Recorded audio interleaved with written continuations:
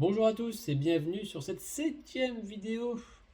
Et oui, c'est incroyable, hein. Quand je suis motivé, j'enchaîne les vidéos. Et là, du coup, je suis en période de motivation, alors j'enchaîne. Du coup, comme je vous l'avais dit dans la dernière vidéo, j'ai plusieurs idées en tête. Et la suivante, c'était du coup, j'aimerais vous parler de la forme des selles et du coup, ce que vous devez surveiller pour justement savoir si tout va bien ou pas. Alors, je sais pas vous, mais moi, depuis que j'ai ma Missy, j'ai l'habitude de regarder ce que je laisse aux toilettes quand j'y vais. Parce que je me dis, si c'est une bonne tête, c'est que tout va bien. Si c'est pas terrible, c'est qu'il faut que je fasse attention à ce que je mange. Il faut que je fasse attention, grosso modo, à la suite, quoi. Et du coup, pour ça, on va se baser sur l'échelle de Bristol, qui est donc une échelle de mesure de sel. Alors, c'est pas vraiment une grande mesure, c'est dans le sens où, selon la forme de vos selles, on sait plus ou moins si ça va bien ou si ça va pas. On va d'abord se concentrer sur les deux premiers types, qui sont du coup le type, on va dire, constipation, qui sont généralement du coup soit des petites boules, voilà, des petites boules à la suite de crottes qui sortent, ou alors une accumulation de petites boules, mais du coup qui est très difficile à sortir. Sans grosso modo, dès que vous avez du mal à aller aux toilettes et que en plus ce que vous sortez c'est des petites boules ou on va dire une crotte très dure et justement un peu avec des boules, bah c'est grosso modo des êtes en constipation. Alors ça, la constipation, c'est vraiment ce qu'il faut éviter le plus possible quand on a des mimicies. Puisque, comme vous le savez très bien, à moins que vous mangiez des items très purs et pas nocifs, ce qui est rarement le cas, il faut jamais que ça reste très longtemps dans l'intestin. Du coup, il faut vraiment que le plus possible, il y ait une purge quotidienne qui soit faite. Idéalement, c'est ça. Donc, comme il faut éviter la constipation, donc si vous en êtes au type 1 et 2, si vous voyez que ça vous arrive souvent, et bien là, je vous conseille de mettre plus de légumes et de fruits dans votre alimentation. Ou, encore une fois, si vous n'êtes pas très fan des légumes et des fruits, ou que ça vous prend du temps, ou vous avez la flemme de les faire, ou de les acheter, ou les machins, les bidules, encore une fois, je vous conseille grandement les jus de légumes et jus de fruits. Hein, donc, j'ai expliqué le principe dans la dernière vidéo, mais je peux recommencer un petit peu vite fait. Hein, il s'agit donc de récupérer les jus des légumes et des fruits, mais simplement le jus. Encore une fois, il n'y a pas de digestion. C'est vraiment purement le jus. Et ça vous aider à nettoyer votre intestin.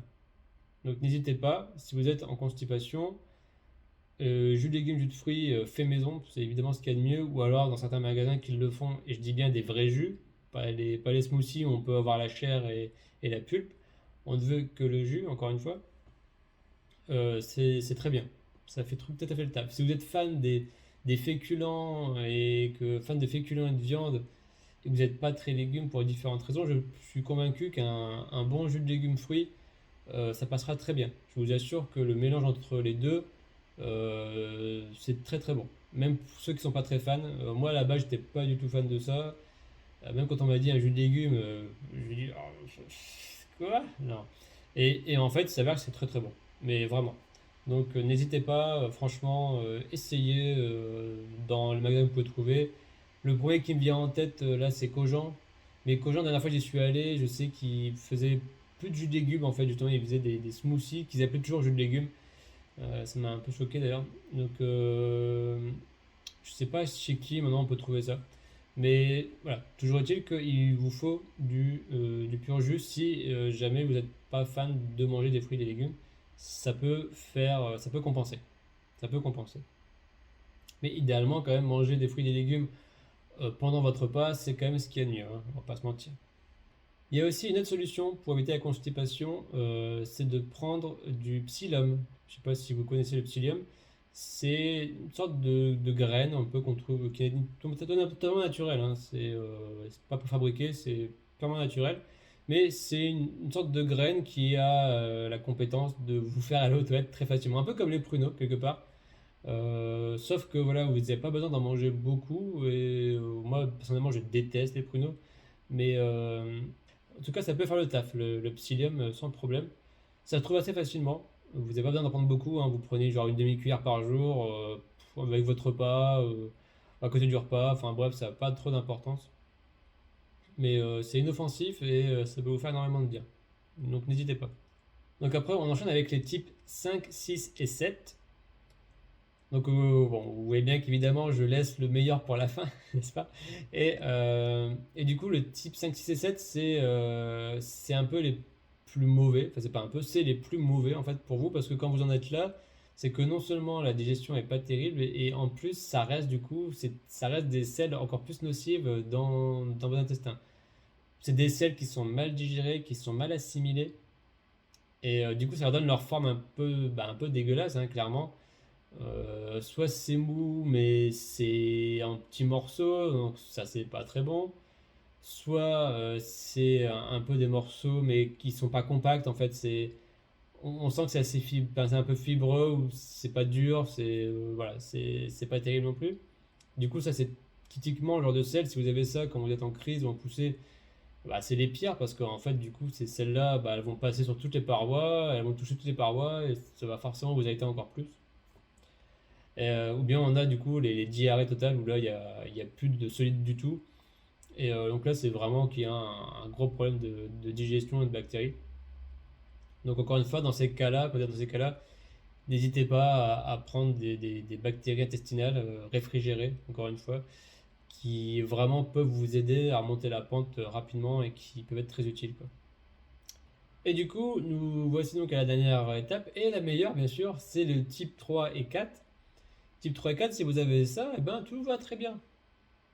Et franchement, on en vient à un point, alors c'est c'est un peu triste de dire ça, parce que la plupart des gens qui regardent ça, je pense que tous des adultes responsables et indépendants, mais moi personnellement, quand je vais aux toilettes et que je vois que c'est une belle forme et que c'est propre, bah je suis content de moi en fait. Je me dis, ah bah tiens, tout va bien, c'est cool.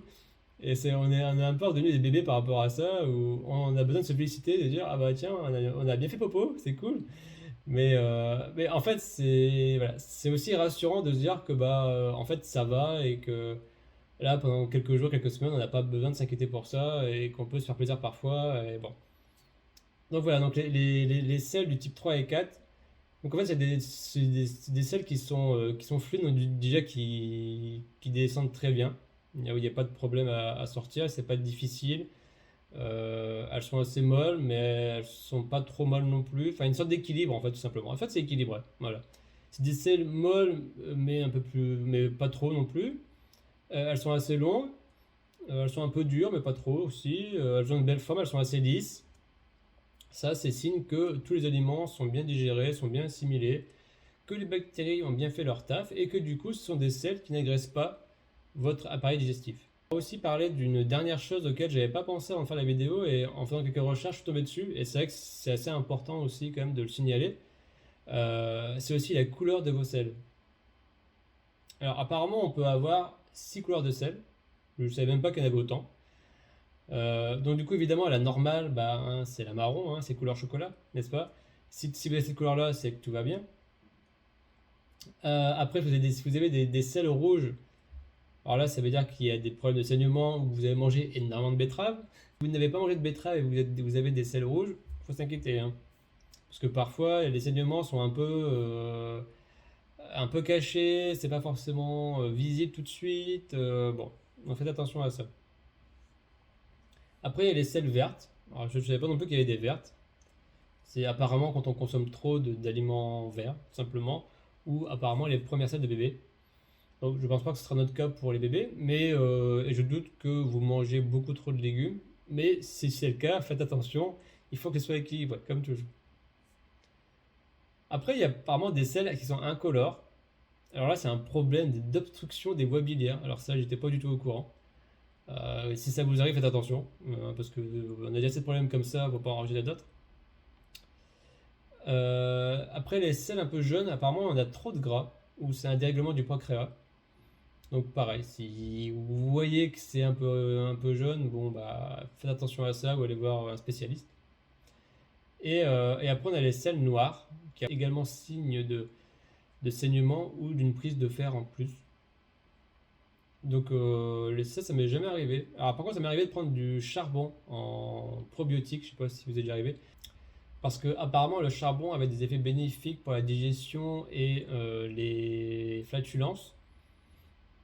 Et j'ai jamais trop vu l'intérêt en fait, parce que ouais, les rares fois où j'ai pris, ça m'a pas trop aidé. Juste que ce que ça m'a fait, c'est que j'avais des selles noires à la fin. Voilà, mais à part ça, c'est tout. Mais je sais pas quelle est votre expérience avec ça, mais bon, voilà. Donc pour finir, je veux le rappeler encore une fois, et je le rappellerai à chaque fois de toute façon, que pour être bien, il faut que vous ayez une alimentation équilibrée. Nous sommes toujours d'accord là-dessus. Je vous conseille toujours, si possible, le plus possible, en tout cas le plus possible, d'avoir des féculents à chaque repas. C'est ultra important pour vous. Ok? Franchement, si vous pouvez avoir du riz, semoule, pommes de terre, ça serait top. Les pâtes passent aussi. Ça passe aussi les pâtes. Voilà. Mais les trois autres sont quand même vachement mieux.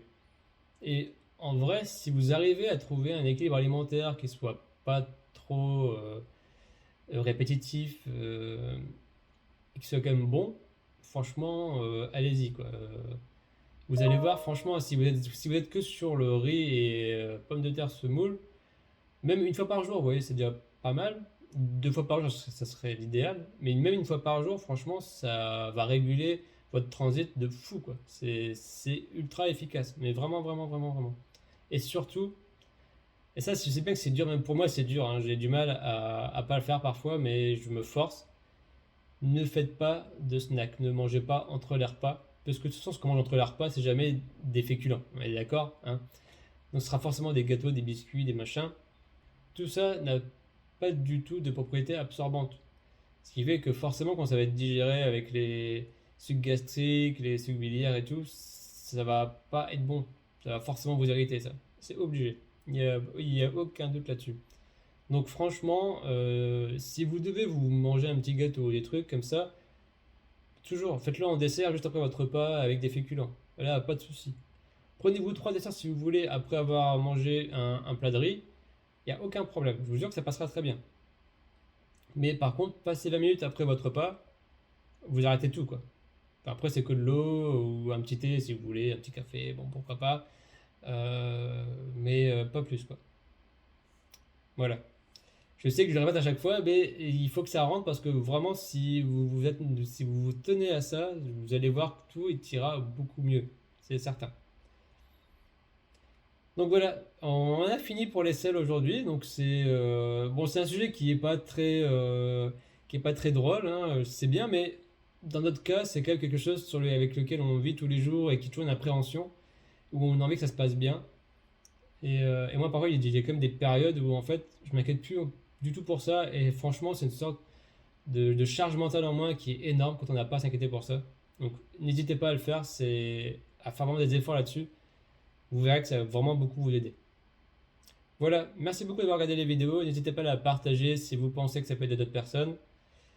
Et voilà, si on peut faire tourner ça le plus vite possible pour que ça ait le plus de gens possible, ce serait vraiment top. J'essaie de le faire tourner dès que je peux sur des forums, mais c'est généralement pas accepté parce que ma politique du non-médicament, ou du moins de l'éviter, ou de prôner d'autres méthodes, n'est pas beaucoup acceptée ou censée être dangereuse, alors que, bon, je pense qu'au contraire, c'est mieux pour tout le monde, mais bref.